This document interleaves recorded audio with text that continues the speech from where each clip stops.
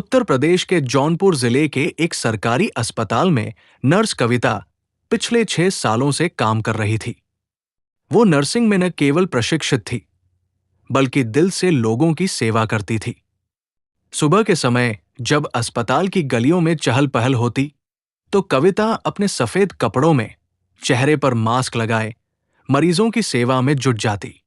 उसी अस्पताल के वार्ड नंबर 7 में भर्ती हुआ आरव, एक 28 वर्षीय युवक, जिसे रोड एक्सीडेंट में गंभीर चोटें आई थी। वो होश में तो था, पर शरीर में जगह जगह फ्रैक्चर और गहरी चोटें थी।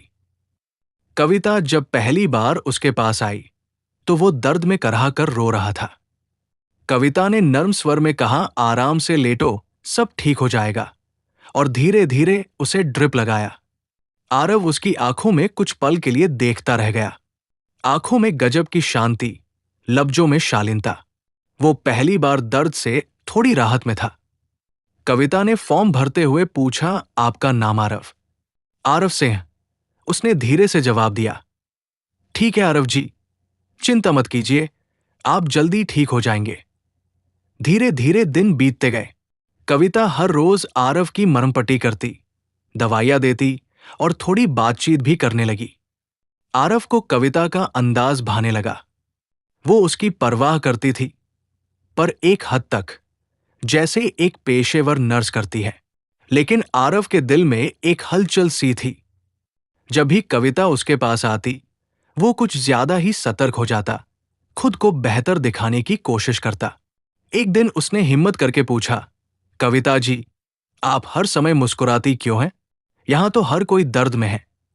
कविता मुस्कुराई, क्योंकि मुस्कान सबसे बड़ी दवा है, और मैं नहीं चाहती कि मेरे मरीज डरें या दुखी रहें। उस दिन के बाद आरव को कविता की मुस्कान नशे जैसी लगने लगी। वो अब उसके आने का इंतजार करता। उसकी आवाज सुनते ही उसकी धड़कनें तेज हो जाती। एक शाम कविता ड्यूटी के बाद भी वार्ड में रुकी। मौसम बिगड़ गया था, बारिश जोरों से हो रही थी, बिजली भी गई थी।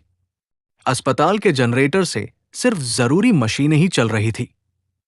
अंधेरे में आरव ने धीरे से पूछा, कविता जी, क्या आपसे कुछ पूछ सकता हूं? बिल्कुल। क्या आप कभी किसी से प्यार कर चुकी हैं? कविता चुप हो गई, फिर धीमे से बोली, हां, लेकिन वो रिश्ता ज्यादा लंबा नहीं चला। मुझे अब इन सब से डर लगता है। आरव ने कुछ पल सोचा। अगर कोई फिर से आपके दिल के दरवाजे पर दस्तक दे, तो कविता ने मुस्कुराकर उसकी ओर देखा, तो उसे पहले यह साबित करना होगा कि वो सिर्फ दस्तक नहीं, इंतजार भी कर सकता है। आरव की आंखों में चमक थी। अब आरव की चोटें धीरे धीरे ठीक होने लगी थी। वो बैसाखी के सहारे चलने लगा था। लेकिन दिल में कविता के लिए प्यार दिन ब दिन गहराता जा रहा था। कविता भी अब उसके साथ ज्यादा समय बिताने लगी थी। वो उसकी पसंद के फल लाती, उसकी किताबें पढ़ने में मदद करती, और कभी कभी खुद की जिंदगी की बातें भी बताती। एक दिन आरव ने साफ साफ कहा, कविता, मैं तुमसे प्यार करता हूं। हो सकता है तुम्हें यह अचानक लगे, लेकिन मेरा दिल अब तुम्हें हर दिन याद करता है। कविता एक पल को ठहर गई, फिर बोली, आरव, मैं नर्स हूं, पेशे से बंधी हूं, लेकिन मैं इंसान भी हूं, और तुम्हारे जज्बात, वो झूठ नहीं लगते। तो आरव की धड़कनें तेज थी।